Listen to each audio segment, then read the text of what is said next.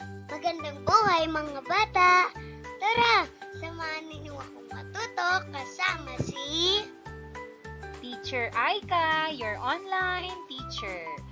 Please don't forget to subscribe, like, share, and hit the notification bell for more videos. Thank you!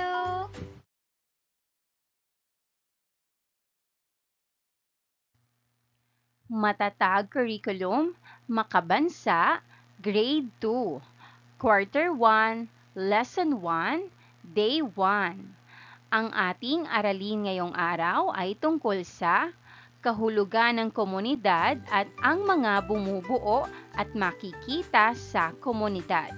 Muli, ako si Teacher Aika, ang inyong online teacher. Simulan na natin!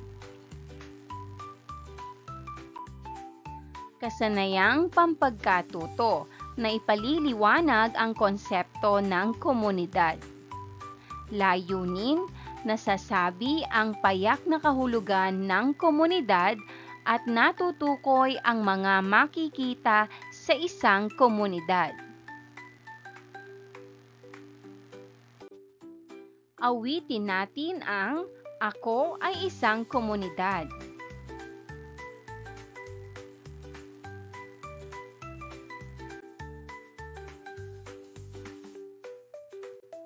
Tingnan natin ito mga bata. Ano kaya ito?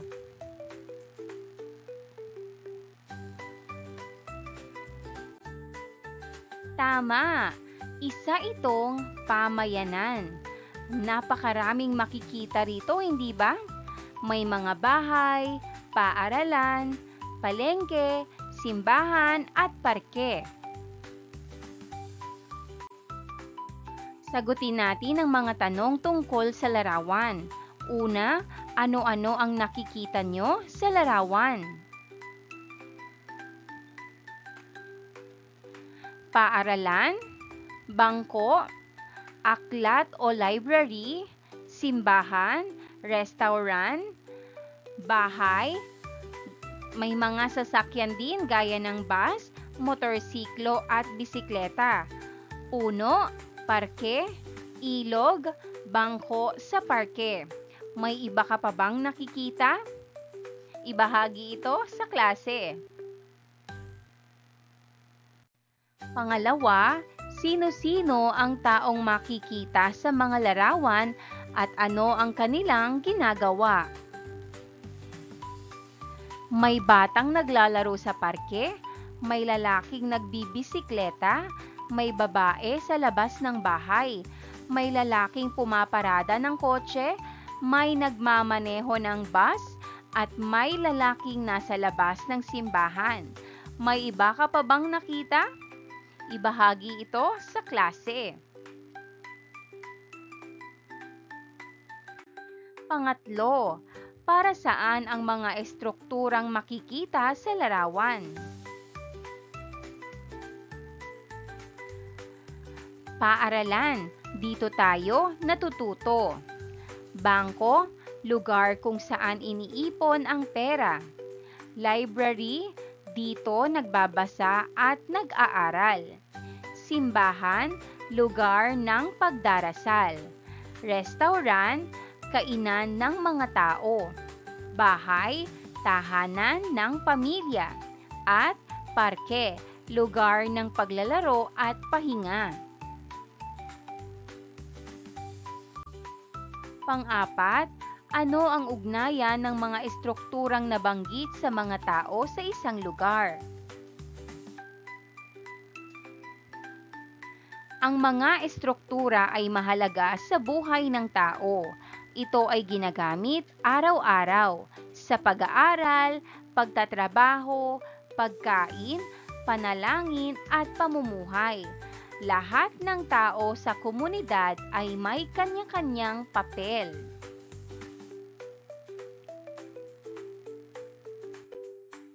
Basahin natin. Komunidad. Bilangin nga natin kung ilang pantig. 1, 2, 3, 4. Ilang pantig mayroon sa salitang ito?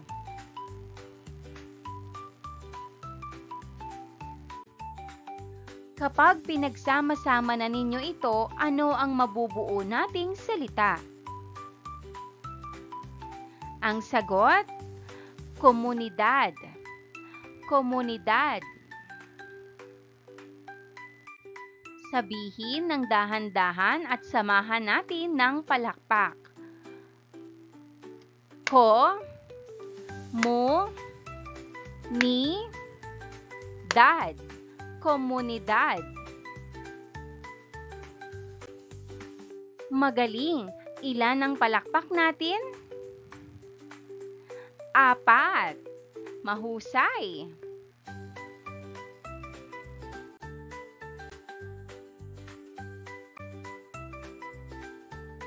Ang komunidad ay isang grupo ng mga tao na naninirahan o nagkakasama sa isang tiyak na lugar at may magkakaparehong interes, layunin, gawi at pagkakakilanlan.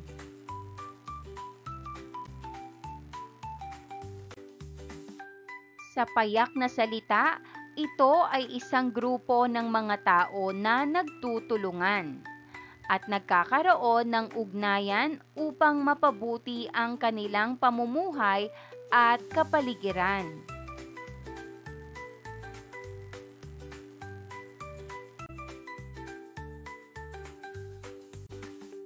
Basahin ang tula, ang tunay na komunidad.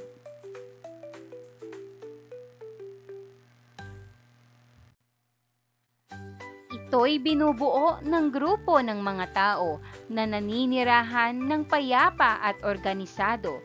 May mga tuntunin na dapat sundin, kaayusan at kapayapaan ay laging mithiin. Sa komunidad, pagsasamahan ang pinakamahalaga upang kaunlaran ay matamasa. Bawat miyembro ay dapat masaya upang ugnayan ay maging matibay, mayabong at payapa. Miyembro'y may pagkakaisa, komunikasyon ay bukas sa isa't isa, layunin ay nagkakatugma, sa pag-unlad ay sama-sama.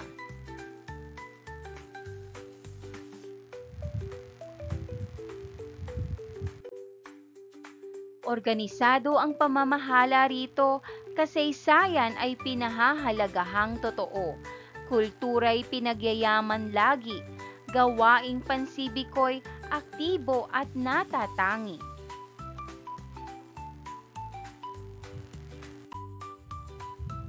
May kaligtasan at kapayapaan, isinusulong pangangalaga sa kalikasan, tulong-tulong sa pag-unlad, ito ang ating komunidad.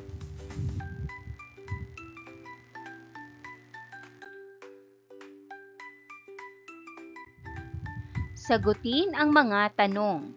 1. Tungkol saan ang napakinggan o binasang tula? 2. Ano-ano ang katangian ng isang komunidad? 3. Ano-ano ang pinahahalagahan sa isang komunidad?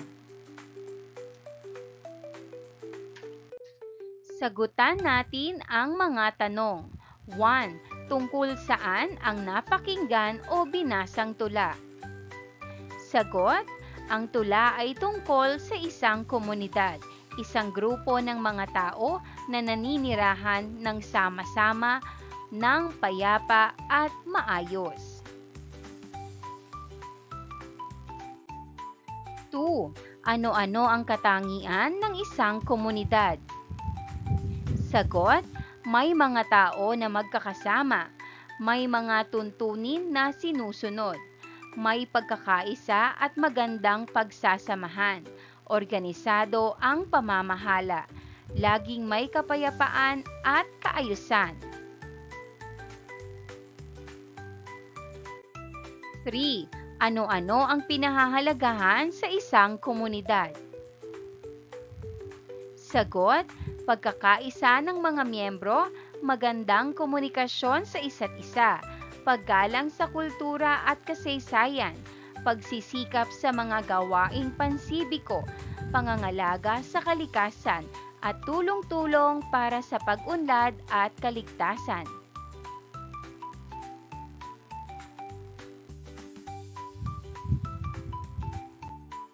Pag-aralan natin, komunidad sa kapatagan. Ito ay patag na lugar kung saan maraming taniman ng palay, gulay at iba pang pananim.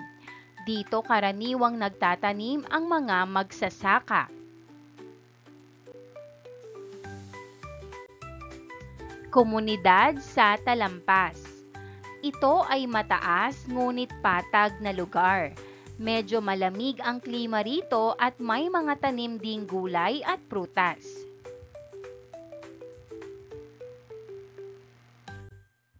Komunidad sa dagat o ilog. Ang mga bahay ay malapit sa dagat at ilog. Karaniwang hanap buhay dito ang pangingisda.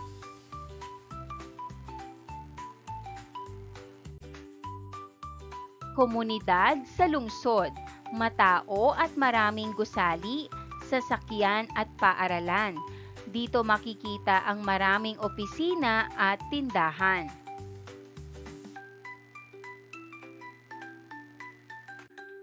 Industrial na komunidad.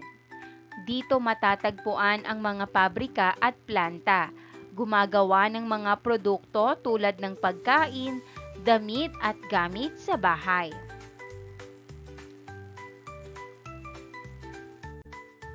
Komunidad sa kabundukan. Malamig at maraming puno. Ang mga bahay ay nasa gilid ng bundok. Marami ring hayop at halaman dito.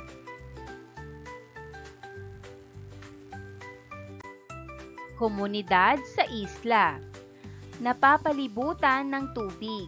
Maaaring sumakay ng bangka para makapunta dito. Tahimik at maraming tanawin. Sagutin natin ang mga tanong. 1. Ano-ano ang mga nakita ninyo sa larawan? 2. Nakikita nyo rin ba ang mga iyon sa inyong lugar? 3. Ano ang nalaman mo pagkatapos mong makita ang mga nasa larawan?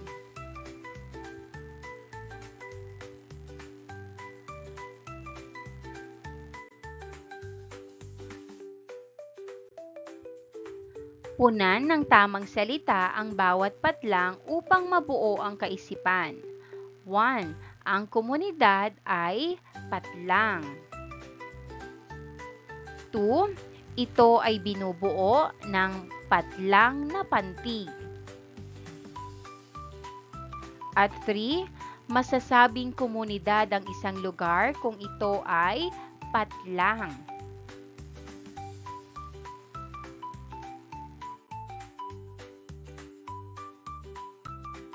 Mga bata, gamitin natin ang ating mga kamay sa pagsagot ngayon.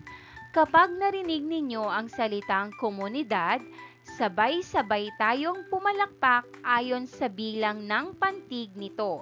Handa na ba kayo? Simulan na natin.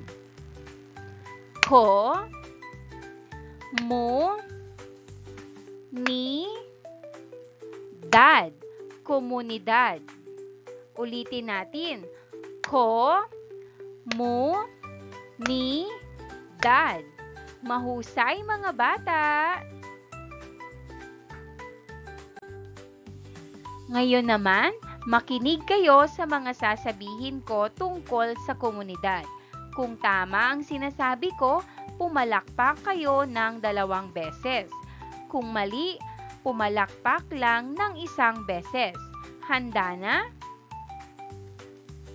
1. Ang komunidad ay isang grupo ng mga tao na naninirahan o nagkakasama sa isang tiyak na lugar at may magkakaparehong interes at layunin. Ang sagot?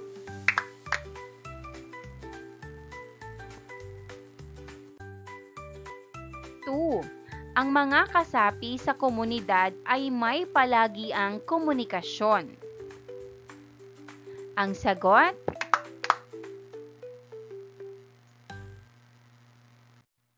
Three, organisado ang pamamahala sa komunidad.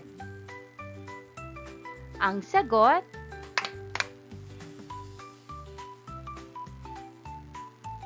Four, ang komunidad ay may iba't ibang mithiin.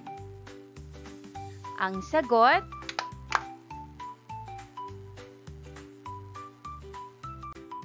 Five, magulo ang isang komunidad kung may pagkakaisa ang bawat tao. Ang sagot? Maraming salamat sa panonood! Huwag kalimutang i-like at mag-subscribe para sa higit pang educational content. I-click ang bell icon para ma-update ka sa ating mga bagong video. Salamat!